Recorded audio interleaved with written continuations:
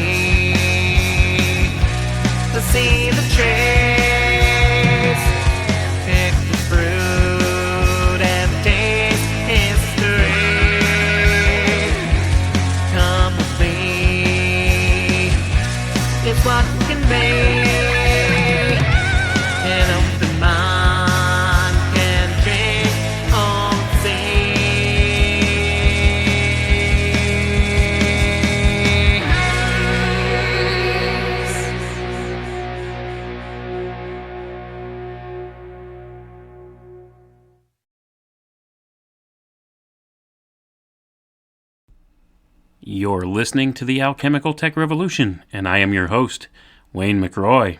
We're going to discuss the work of Dr. Jose Delgado and the forgotten history of brain implants. And this comes from a 2005, the October edition, of Scientific American magazine, and the name of the article we'll be reading from is called The Forgotten Era of Brain Chips by John Horgan.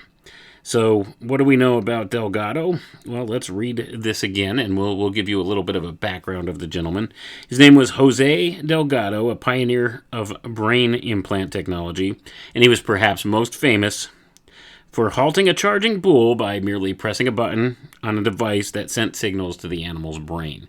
So was able to control the movements of a charging bull and stop the charging bull at the touch of a button with a remote control device. And that's what this guy did. He developed brain chip implants that he was able to control various factors, various movements and functions of the brains of animals and humans.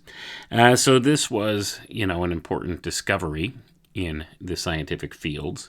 And much of Delgado's work took place throughout the course of the 1960s and into the 1970s.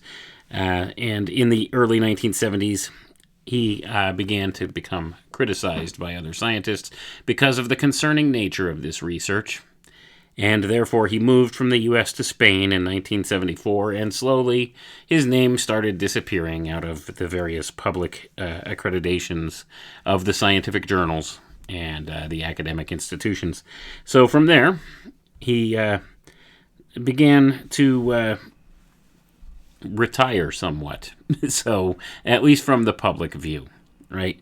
So, that being the case, his accomplishments really helped to prepare the way for various technologies that have come about today. Devices that they use to treat diseases such as epilepsy, movement disorders, Parkinson's, and dystonia, among others. So a lot of this guy's research actually had some good, beneficial medicinal uses. And many of the technologies had caught on.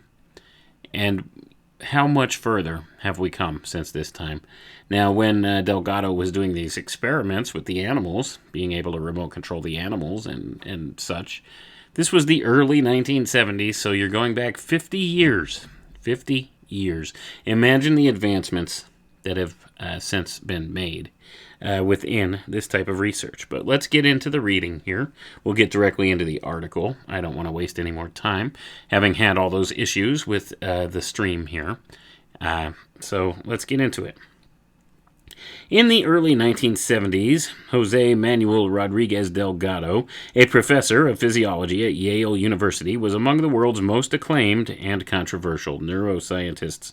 In 1970, the New York Times Magazine hailed him in a cover story as the impassioned prophet of a new psycho-civilized society whose members would influence and alter their own mental functions. The article added, though, that some of Delgado's Yale colleagues saw frightening potentials in his works.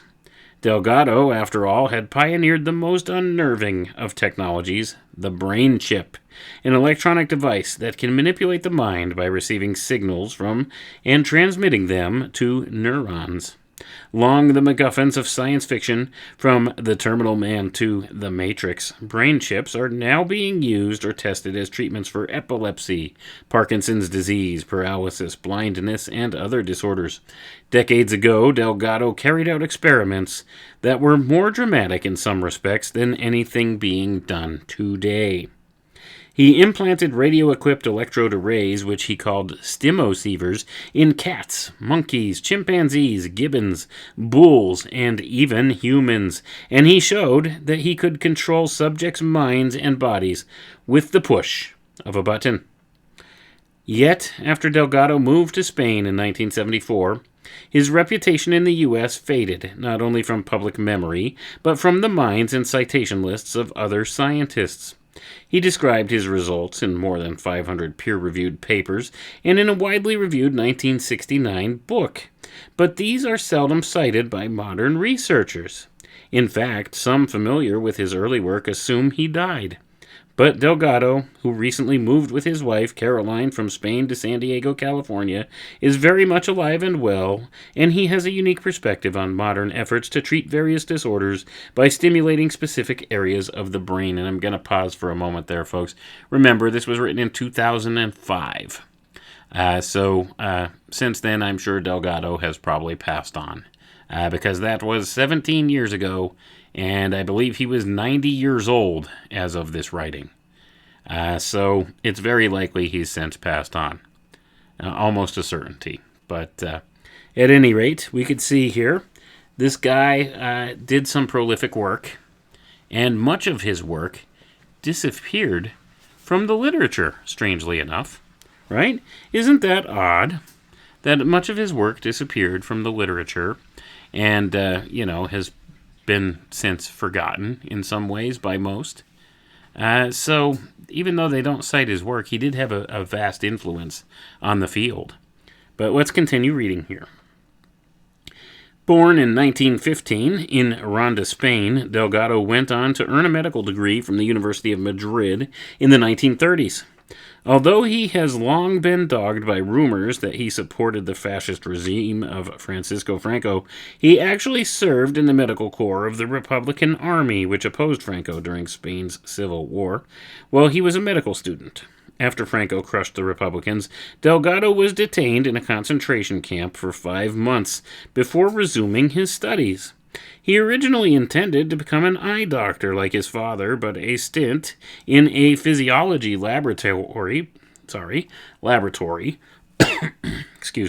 plus exposure to the writings of the great Spanish neuroscientist Santiago Ramón y Cajal left him entranced by the, quote, many mysteries of the brain.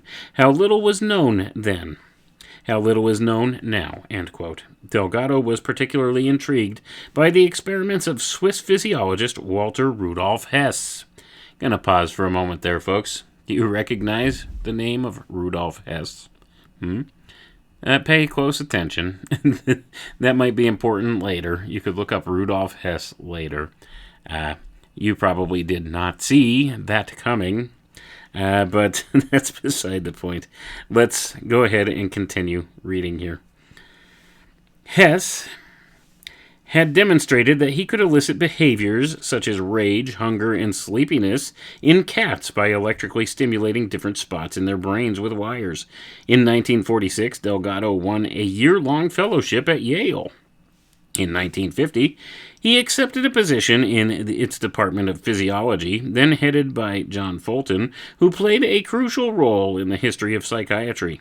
In a 1935 lecture in London, Fulton had reported that a violent, neurotic chimpanzee named Becky had become calm and compliant after surgical destruction of her prefrontal lobes. In the audience was Portuguese psychiatrist Egas Moniz, who started performing lobotomies on psychotic patients and claimed excellent results. After Moniz won a Nobel Prize in 1949, lobotomies became an increasingly popular treatment for mental illness. Initially disturbed that his method of pacifying a chimpanzee had been applied to humans, Fulton later became a cautious proponent of psychosurgery. Delgado disagreed with his mentor's stance. "I thought Fulton and Moniz's idea of destroying the brain was absolutely horrendous," Delgado recalls. He felt it would be far more conservative to treat mental illness by applying the electrical stimulation methods pioneered by Hess, who shared the 1949 prize with Moniz. "My idea was to avoid lobotomy," Delgado says, with the help of electrodes implanted in the brain. Going to pause for a moment there, folks. So this was a solution or a type of an alternative to lobotomy.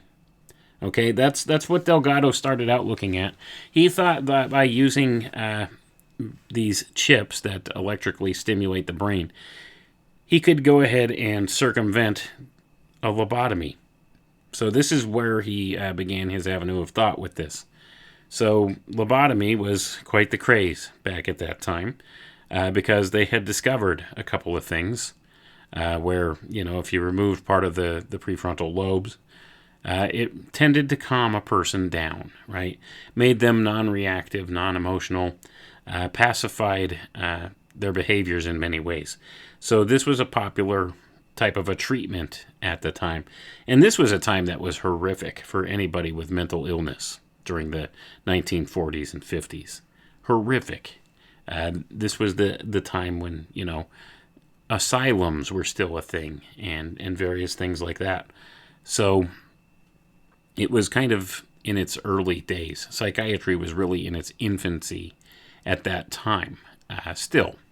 So with that being the case, they tried a lot of really horrendous things to treat some of these people, and lobotomy became one of the preferred procedures. Well, Delgado thought that perhaps the work of Hess would help him out in as far as this goes, looking into that research and deciding to try and do something himself by stimulating the brain with electrical impulses. So this is what he began to look at. But let's read on here. One key to Delgado's scientific success was his skill as an inventor. A Yale colleague once called him a technological wizard.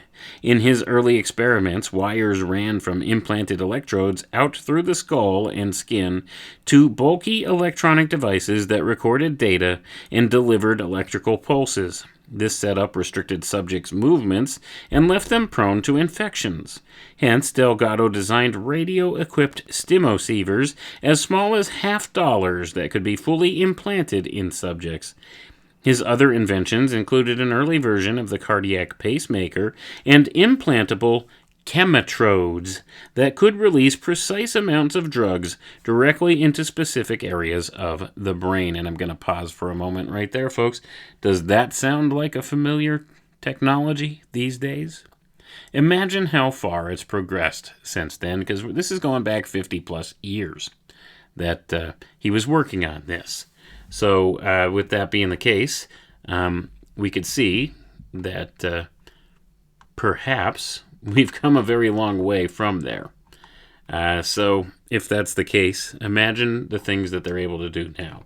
The pharmaceutical companies have always been interested in something like this, especially when it comes to having drugs that directly deliver to the brain and can cause various effects, right? So this is something that he was looking at too. He invented chemitrodes, little electronic chips that could deliver drug doses directly to brain tissue. Isn't that interesting? Back in the 1960s, they had this in 1960s and 70s, and probably before that too. This research might even go back to the 50s, or even as far back as the late 40s. So anyway, let's continue in our reading here. In 1952, Delgado co-authored the first peer-reviewed paper describing long-term implantation of electrodes in humans, narrowly beating a report by Robert Heath of Tulane University.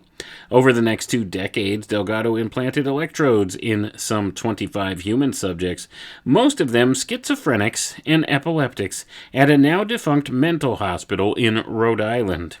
He operated, he says, only on desperately ill patients whose disorders had resisted all previous treatments. Early on, his placement of electrodes in humans was guided by animal experiments, studies of brain-damaged people, and the work of Canadian neurosurgeon Wilder Penfield. Beginning in the 1930s, Penfield stimulated epileptics' brains with electrodes before surgery to determine where he should operate. And I'm going to pause right there, folks. Now, there's an example of this type of technology going back to the 1930s. A gentleman named Wilder Penfield did experiments with this type of technology in the 1930s. And this is where one of the places where Delgado drew some of his research from. So this stuff goes back way further than what most people think.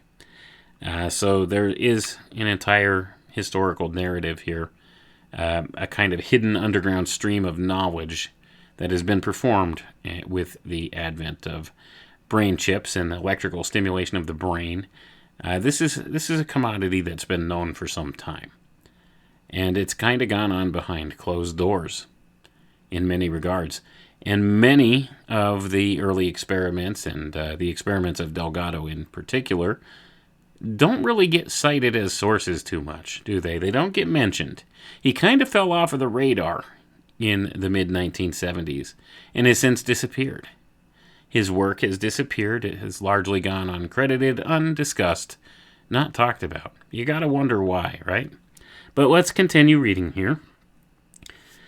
Delgado showed that stimulation of the motor cortex could elicit specific physical reactions, such as movement of the limbs. One patient clenched his fist when stimulated, even when he tried to resist. "I guess, doctor, that your electricity is stronger than my will," the patient commented. Another subject, turning his head from side to side in response to stimulation, insisted he was doing so voluntarily, explaining, "I am looking for my slippers." By stimulating different regions of the limbic system, which regulates emotion, Delgado could also induce fear, rage, lust, hilarity, garrulousness, and other reactions, some of them startling in their intensity.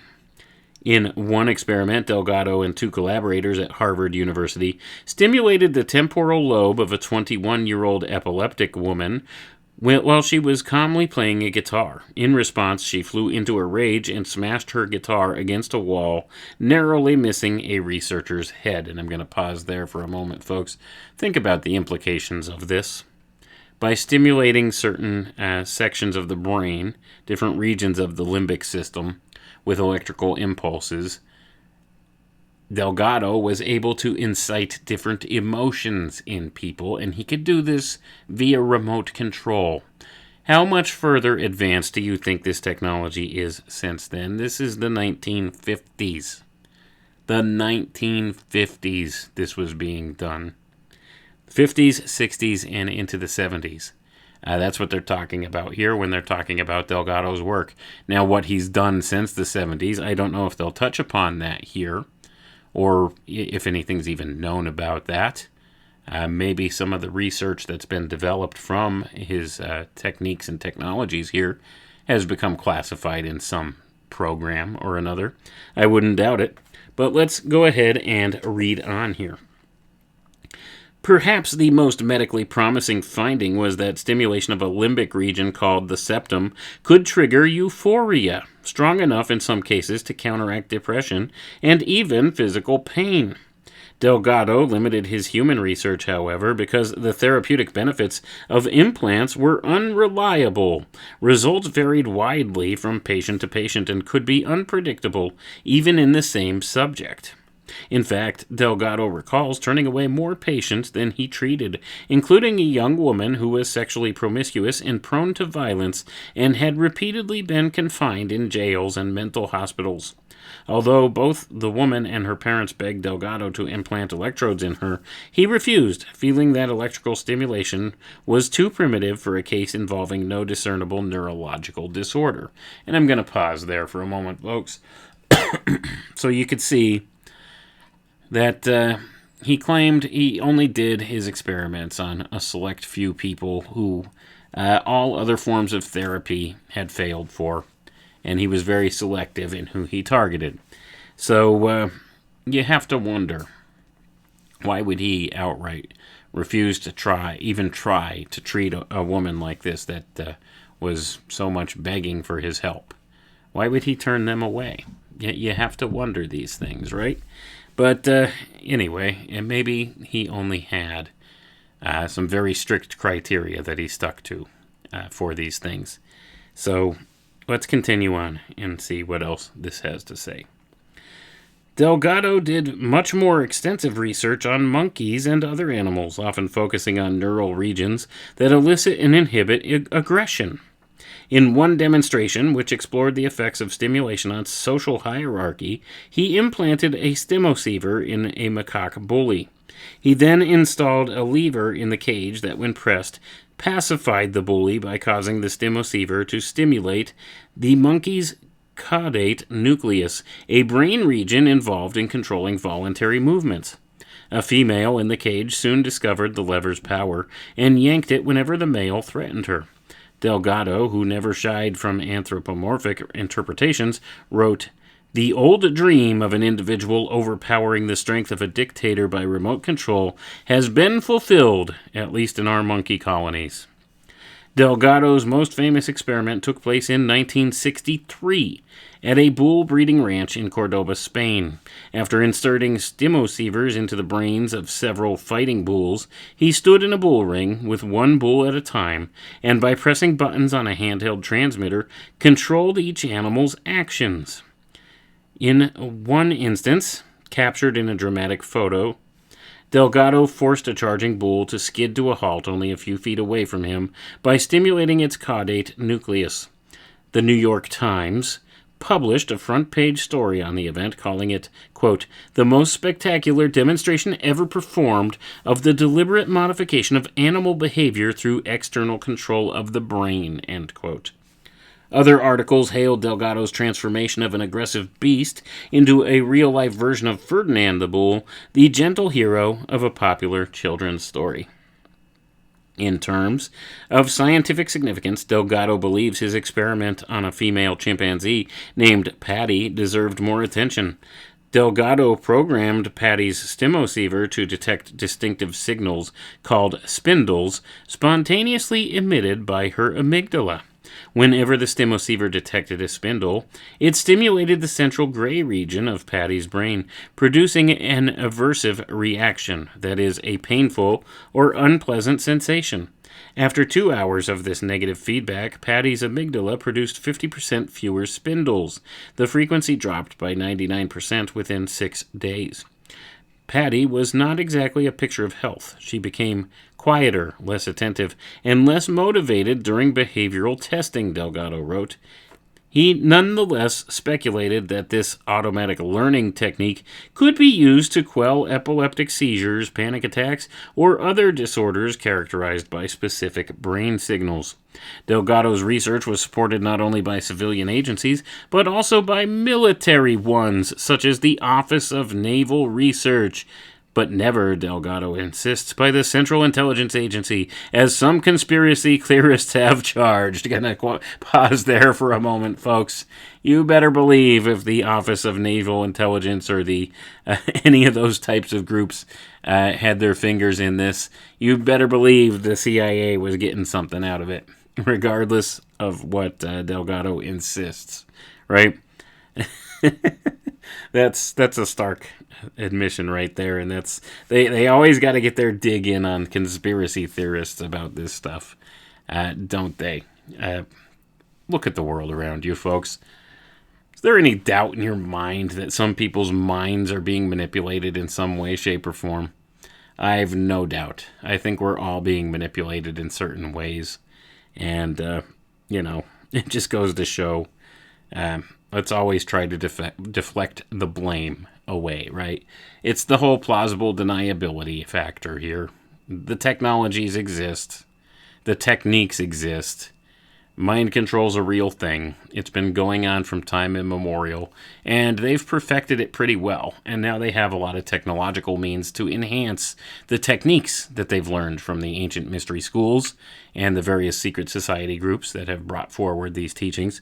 So, with that being said, intelligence agencies, you better believe that they got their fingers in this kind of a thing.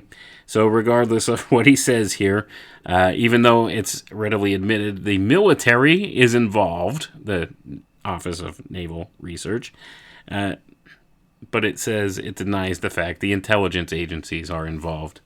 But they work hand in hand, military and intelligence. Let's read on. Delgado, who calls himself a pacifist, says that his Pentagon sponsors viewed his work as basic research and never steered him toward military applications. Of course he's going to say that, folks. He wants the paychecks to keep rolling in, and he wants a nice retirement, right? So he's going to keep his mouth shut.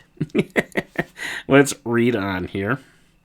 He has always dismissed speculation that implants could create cyborg soldiers who kill on command, like the brainwashed assassin in the novel and film versions of The Manchurian Candidate. The assassin was controlled by psychological methods in the original 1962 film and by a brain chip in the 2004 remake. Brain stimulation may increase or decrease aggressive behavior, he asserts, but it cannot direct aggressive behavior to any specific target. The next section here, excuse me, got this nagging cough. The next section here is titled Envisioning a Psycho-Civilized Society. And this is where things get a little more interesting as far as Delgado's work goes. So let's read on here because, we're a little bit behind schedule still because of the little snafu here in the beginning with the stream dropping on me. But let's continue on. In 1969, Delgado described brain stimulation research and discussed its implications in physical control of the mind toward a psycho-civilized society, which was illustrated with photographs of monkeys, cats, a bull, and two young women whose turbans concealed stimocevers. Female patients have shown their feminine adaptability to circumstance, Delgado remarked, by wearing attractive hats or wigs to conceal their electrical headgear. Spelling out the limitations of brain stimulation, Delgado downplayed Orwellian possibilities in which evil scientists enslave people by implanting electrodes in their brains. Gonna pause right there. Of course, he didn't want to think in those terms, right? This was the stuff he was working on. He didn't want to think himself one of those evil scientists, right? So let's continue on. Yet some of his rhetoric had an alarmingly evangelical tone. Neurotechnology, he declared, was on the verge of conquering the mind and creating a less cruel, happier, and better man. In a review in Scientific American, the late physicist Philip Morrison called Physical Control a thoughtful, up-to-date account of electrical stimulation experiments, but added that its implications were somehow ominous. In 1970, Delgado's field was engulfed in a scandal triggered by Frank Irvin and Vernon Mark, two researchers at Harvard Medical School with whom Delgado briefly collaborated. One of Irvin's students was Michael Crichton, who wrote The Terminal Man. The bestseller about a bionic experiment gone awry was inspired by the research of Irvin, Mark, and Delgado. Gonna pause there, folks. That's an interesting crossover, isn't it? Michael Crichton was a student of one of this guy's colleagues and was inspired by this guy's work, by Delgado's work. So keep that in mind as we move forward, too. In their book, Violence and the Brain, Irvin and Mark suggested that brain stimulation or psychosurgery might quell the violent tendencies of black rioting in inner cities. In 1972, Heath, the Tulane psychiatrist, raised more questions about brain implant research when he reported that he had tried to change the sexual orientation of a male homosexual by stimulating his septal region while he had intercourse with a female prostitute. The fiercest opponent of brain implants was psychiatrist Peter Breggin, who in recent decades has focused on the dangers of psychiatric drugs. In testimony submitted into the Congressional Record in 1972, Breggin lumped Delgado, Irvin, Mark, and Heath together with advocates of lobotomies and accused them of trying to create, quote, a society in which everyone who deviates from the norm will be surgically mutilated, end quote. Quoting liberally from Physical Control, Breggin singled out Delgado as the great apologist for technologic totalitarianism. In his 1973 book, Brain Control, Elliot Wallenstein, a neurophysiologist at the University of Michigan at Ann Arbor, presented a detailed scientific critique of brain implant research by Delgado and others, contending that the results of stimulation were much less precise and therapeutically beneficial than proponents often suggested. Delgado notes that in his own writings, he made many of the same points as Wallenstein. Meanwhile, strangers started accusing Delgado of having secretly implanted stimulatives in their brains. One woman who made this claim sued Delgado and Yale University for $1 million, although he had never met her. In the midst of the brouhaha, Villar Palasi, the Spanish Minister of Health, asked Delgado to help organize a new medical school at the Autonomous University in Madrid, and he accepted, moving with his wife and 2 children to Spain in 1974. He insists that he was not fleeing the disputes surrounding his research. The minister's offer was just too good to refuse. I said, could I have the facilities I have at Yale? And he said, oh no, much better. In Spain, Delgado shifted his focus to non-invasive methods of affecting the brain, which he hoped would be more medically acceptable than implants. Anticipating modern techniques such as transcranial magnetic stimulation, he invented a halo-like device and a helmet that could deliver electromagnetic pulses to specific neural regions. Testing the gadgets on both animals and human volunteers, including himself and his daughter Linda, Delgado discovered that he could induce drowsiness, alertness, and other states. He also had some success treating tremors in Parkinson's patients. Delgado still could not entirely escape controversy.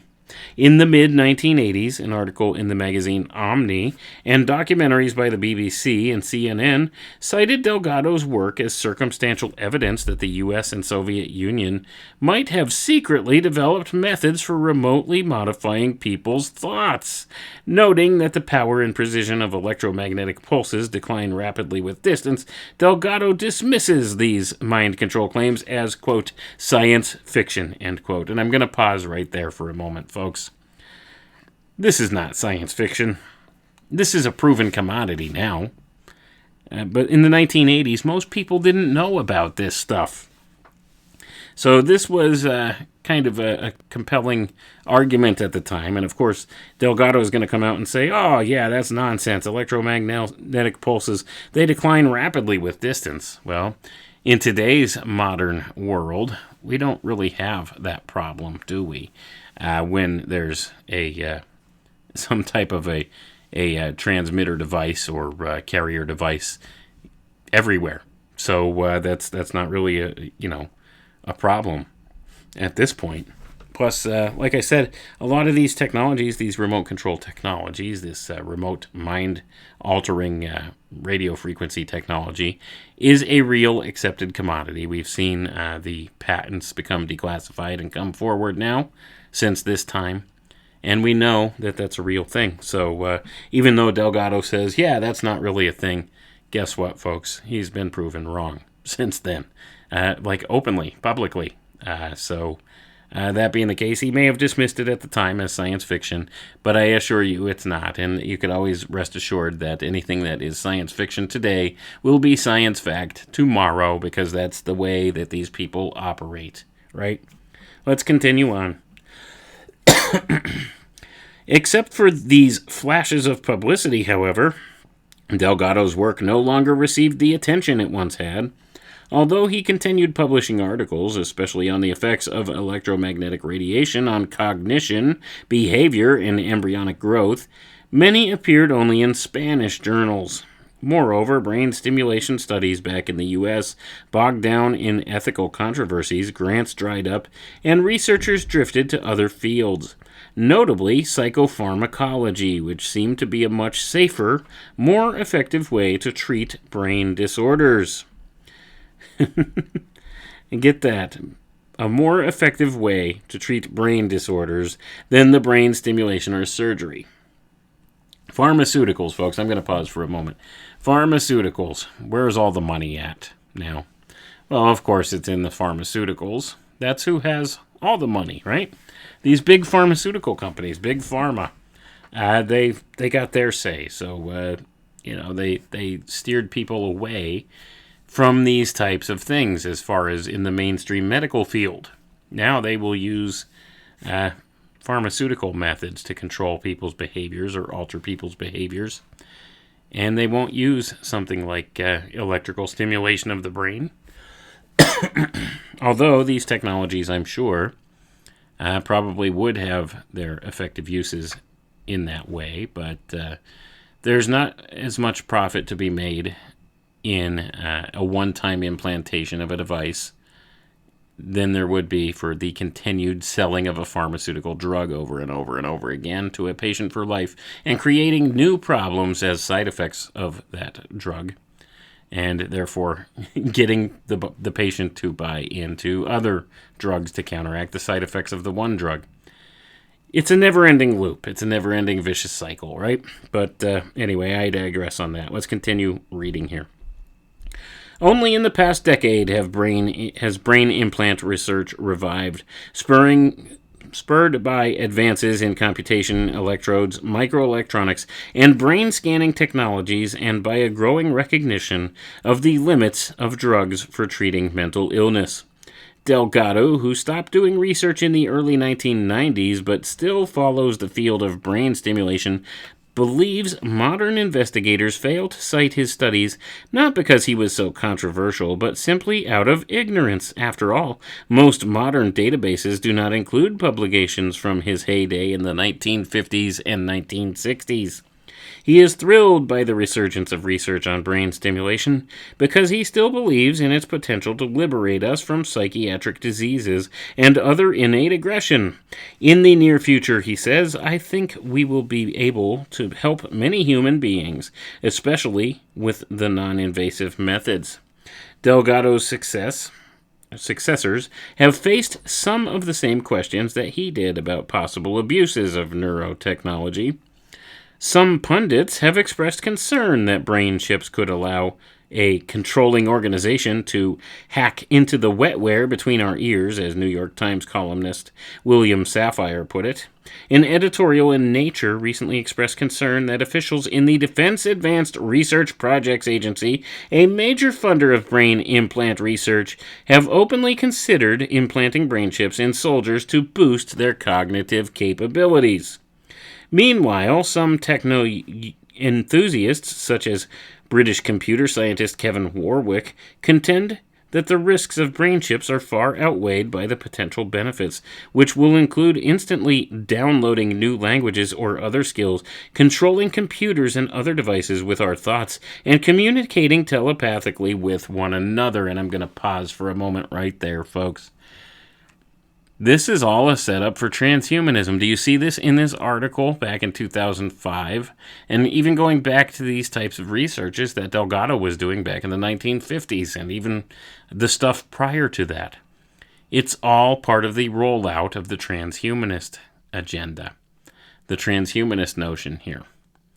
So you could see that, the use of brain chip implants in various ways has been thought about and talked about by many people within these academic institutions here.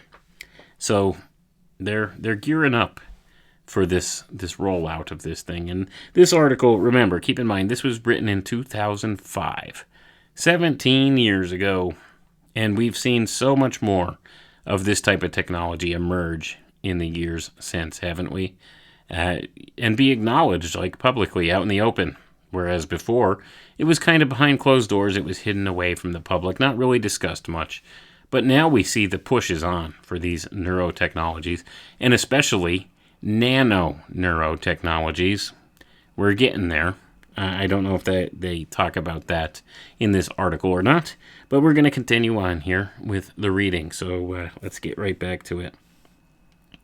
Delgado predicts that neurotechnologies may never advance as far as many people fear or hope. The applications envisioned by Warwick and others, Delgado points out, require knowing how complex information is encoded in the brain, a goal that neuroscientists are far from achieving. Moreover, learning quantum mechanics or a new language involves slowly changing connections, which are already there, Delgado says.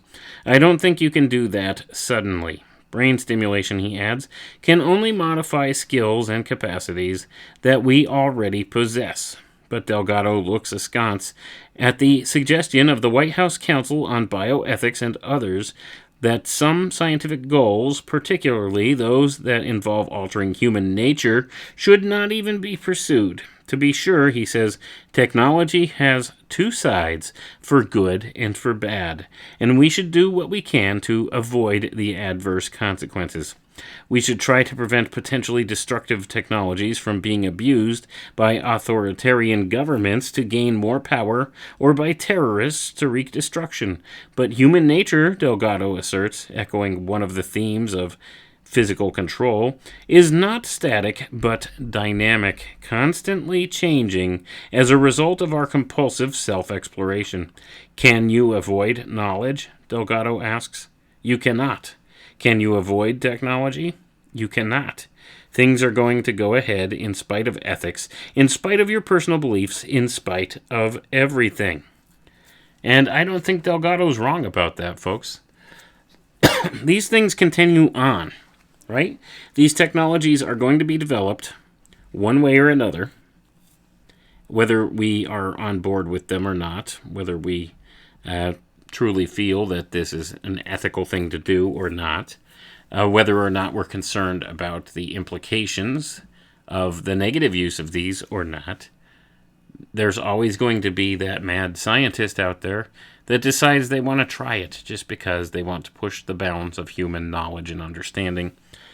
So we are, in a position where these things will happen, these experiments will proceed, and we need to decide how we want to react to them, what we want to do with this information.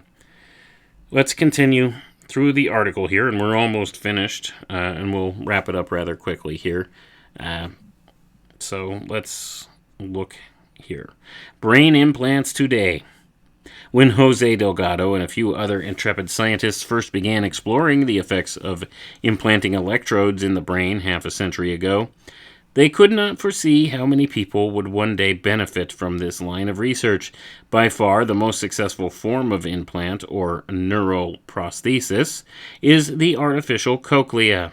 More than 70,000 people have been equipped with these devices, which restore at least rudimentary hearing by feeding signals from an external microphone to the auditory nerve. Brain stimulators have been implanted in more than 30,000 people suffering from Parkinson's disease and other movement disorders, including 17-year-old Carrie Weiner, shown at the right. And there's a picture here of this girl in a wheelchair. So let's continue on here. Roughly the same number of epileptics are being treated with devices that stimulate the vagus nerve in the neck.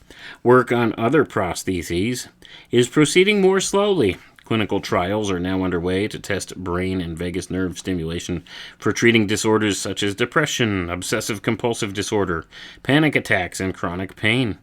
Artificial retinas, light-sensitive chips that mimic the eye's signal processing ability and stimulate the optic nerve or visual cortex, have been tested in a handful of blind subjects, but they usually see nothing more than phosphenes or bright spots. Several groups have recently shown that monkeys can control computers and robotic arms merely by thinking, as media accounts invariably put it. Not telekinetically, but via implanted electrodes picking up neural signals. The potential for empowering the paralyzed is obvious, but so far, few experiments with humans have been carried out with limited success. Chips that might restore the memory of those afflicted with Alzheimer's disease or other disorders are still a year or two away from testing in rats. And I'm going to pause right there. This was 2005, folks. This article was written. And I'm sure they've long since done all kinds of tests. And why do we have no viable treatment methods with this type of technology? All these years of research, all these years spent researching this stuff and doing clinical studies and different things and doing these experiments. And we've had very little progress in the actual treatment of disease with something like this, right? Why continue? Yet they do. There's got to be reasons behind it. What are they doing with the data? What data are they really looking for? These are the questions you have to ask. Because it's obvious that although these experiments have been done and they're ostensibly for the purpose of treating these different disorders or these different types of different conditions in people, they're not doing anything restorative, are they? Now, maybe it will help some people with various function. And I know they say like the cochlear implant and stuff like that has been a successful technology derived from this. But by and large, when it comes to the actual brain chip portion of it itself, a neural prosthesis, they haven't really had any major groundbreaking breakthroughs in those early years of study. Now, in the modern era, it seems like they're making some strides, but it's not something that's out there as a treatment option for the average person yet. And this is wherein it becomes a problem of sorts, right? Because they spend all this time and money researching this, and maybe they're able to achieve certain results through the use of these devices, but they haven't made them available as a viable treatment option for the public. Ever, as of yet, have they? It's not something you can have done, right? It's not a procedure you could go have. It's not a medical treatment you could receive. You have to either be part of the experimental group or the case study in order to get this done, or it's not getting done. So this is not something that creates a viable treatment alternative for the public out there. It still is always undergoing these different phases of study, and it's not being utilized in a way where it's helpful to people at this point. But let's continue reading here, and we will finish this up.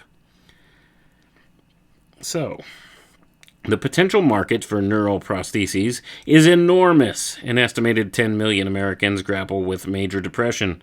4.5 million suffer from memory loss caused by Alzheimer's disease.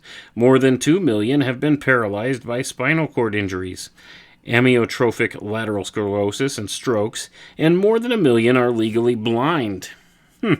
And these were the statistics as of 2005, folks. They are much, much higher than that now. So, what has the study of these technologies wrought us since this time in 2005 when this was written, and even further back from the 1950s when Delgado was doing this work? What medical benefits have we since been able to achieve by using these types of technologies? We don't hear an awful lot, do we? I mean, there are definitely the next phase of these coming out called the brain-computer interface, the BCI device. all based upon these ideas, this early work of Delgado, the idea of chips and the non-invasive use of signal processing to affect the mind and the body.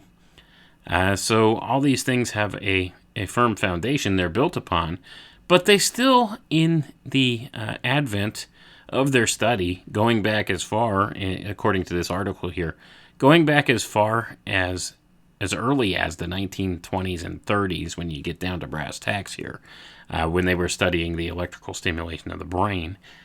From that time till now, so you're talking over the span of about 100 years, they still have not produced a viable treatment alternative for people that are suffering from these different conditions that they're claiming to try to help with this, that the study of this can help.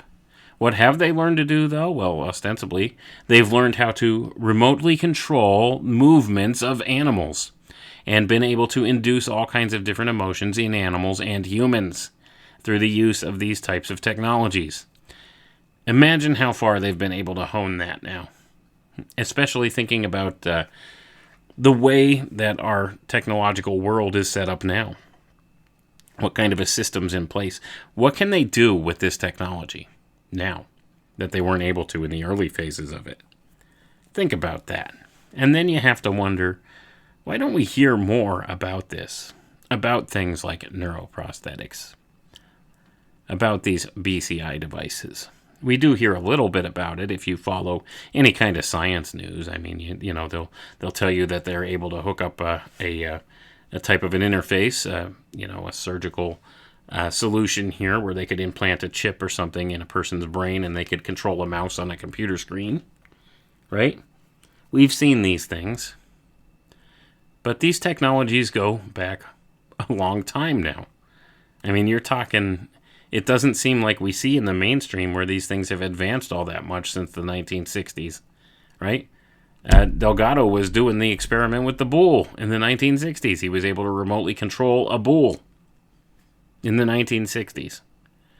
And here we are, 2022, 60 years later, and still it hasn't advanced that much. Do you believe that? Do you think it's just coincidental that, Delgado got largely forgotten? His work got largely forgotten. And, nobody really cites him as a source anymore or looks at his work? Is that a coincidence? Or has this kind of been hushed up on purpose for certain reasons? And then you look at incidents like what happened at that embassy where they were talking about the ambassadors there being hit with this psychological weapon of sorts, this radio frequency weapon, which caused them to become ill. The Havana syndrome type thing, as it was called. This is a real thing, folks. These are real technologies, and they're probably far in advance of what they would like us to believe, right? So, with that being the case, I find it hard to believe Delgado was working on this stuff in the 1960s, and it really hasn't gone anywhere.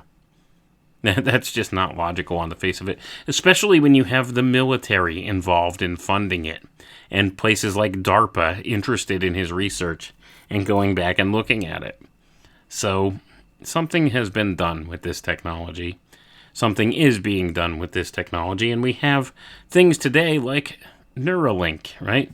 By our good old buddy Elon Musk running this company, being the front man for this company, Neuralink, where they're developing this neural prosthetic device called Neural Lace that they claim can be used for all sorts of different applications. And they came up with these patented processes where they have this supercomputer, this machine that actually sews the electrodes into the brain of the recipient in the form of a chip, and you're able to insert a chip to connect with that and control a device remotely from that, allegedly.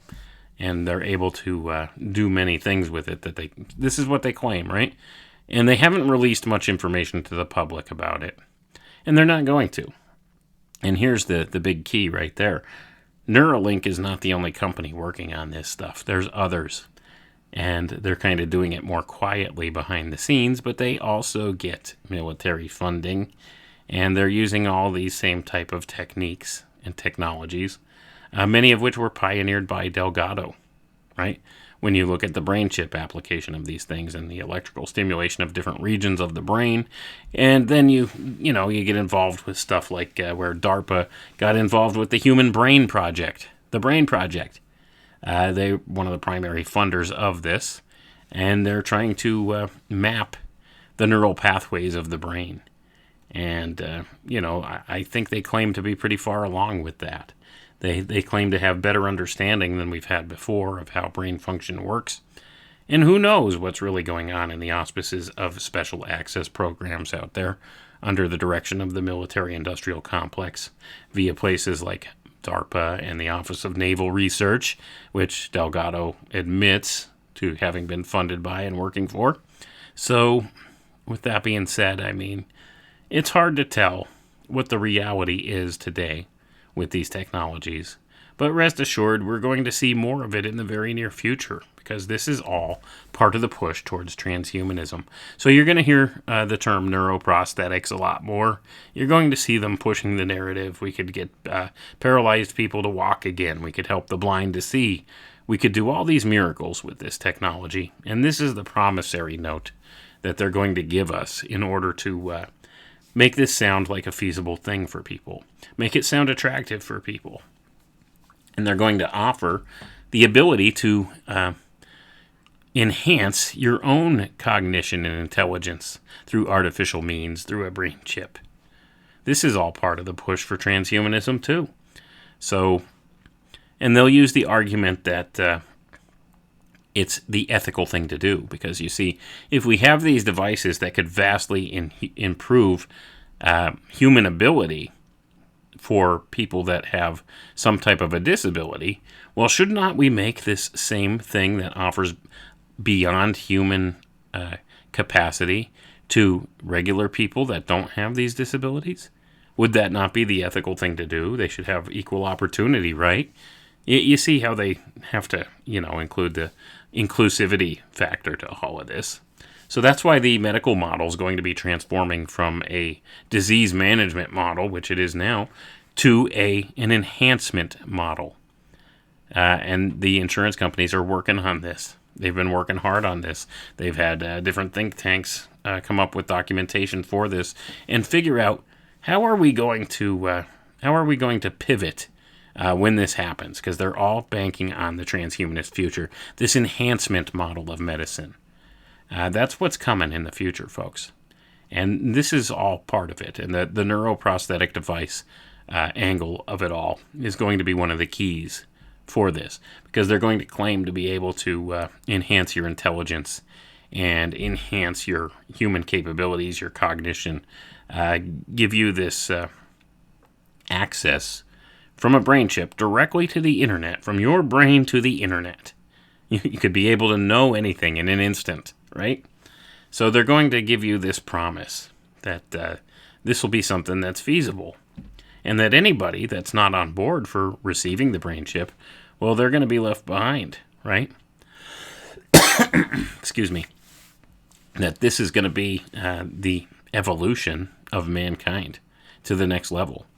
And anybody who's so backward as to not want to be involved with this, well, they're going to be a different species altogether. This is what they write about and talk about in the transhumanist literature. It's going to be a different species. They're going to surpass us in every way. That's what they claim by the use of these different types of technologies. And the neuroprosthetic device or brain chip is one of the big keys to doing that. Now, it's just a matter of how do they get this brain chip into the people. What kind of, techniques are they going to have to use? Are they going to be invasive techniques? Or can they do this some other way? And that's where it gets a little rocky here in the future. Because they may currently, and certainly will in the future, possess ways to do this covertly, where you may not even know that you have a device that's been either implanted in you or has been built in vivo inside your body from the ground up. That's right. And it's called nano neurotechnologies, and they're under development right now, and they're probably way far in advance of what we think. And I'm sure, it's a concerning thing, especially when you see papers out there in the scientific literature talking about, I think that human behavior should be modified covertly for the greater good, as one of their arguments in a bioethics paper. So, when you see these things, and I'm not making that up, folks, that's a real thing. Let me see if I can actually find that paper for you. Just a little snippet of it. I think I might have it handy here. So, give me just 1 second, and I will look and see, right? So, it's all about, when it comes down to it, they want to be able to change up your behavior, how you act. Here it is. This is from PubMed.gov. Okay. Bioethics. Okay. The journal Bioethics. This is written by A. Parker Crutchfield, January 2019. Compulsory moral bioenhancement should be covert, is the name of the article. The abstract. Some theorists argue that moral bioenhancement ought to be compulsory. I take this argument one step further, arguing that if moral bioenhancement ought to be compulsory, then its administration ought to be covert rather than overt. This is to say that it is morally preferable for compulsory moral bioenhancement to be administered without the recipients knowing that they are receiving the enhancement. My argument for this is that if moral bioenhancement ought to be compulsory, then its administration is a matter of public health, and for this reason should be governed by public health ethics. And that's just a portion of this article, folks. This is in a peer-reviewed scientific journal, and you could find this at pubmed.gov, right? And it's the journal Bioethics, and the National Center for Biotechnology Information at the NIH, the National Library of Medicine. PubMed, compulsory moral bioenhancement should be covert. Name of the paper here, the research paper. It's not even an article, it's a research paper, right? And it's bioethics. It's a bioethics paper talking about the implications of this. So they've talked about, they readily admit, they think, compulsory moral bioenhancement should be going on, where they can change up your behavior to make you a good, compliant little slave. And this guy here is arguing that it should be done covertly so you don't know what's going on because of, quote unquote, the greater good. Because it's a public health ethic thing, see? It's all about public health. It's all for the greater good. And this is how these people roll. So we have to be concerned with this and take this stuff seriously, right? And a lot of this, as I was talking about, traces back to some of this early work from Delgado, where he's proven that you could control physical movement, you can control emotional states in people with this electrical stimulation, and through a brain implant of sorts, a computer chip implanted in the brain. Now, the neuroprosthesis that are coming in the near future, the neuroprosthetics, will be far in advance of anything Delgado was working with, and probably likely already are, and, will be a lot less invasive on the face of it as far as their delivery systems go. So, that's what we have going on here and to look at going forward. And it's all a push towards the transhumanist notion of things. So with that being the case, we could see that we should be concerned here because with these types of technologies, they can modify your behavior. They could do it covertly, and you would never know, right?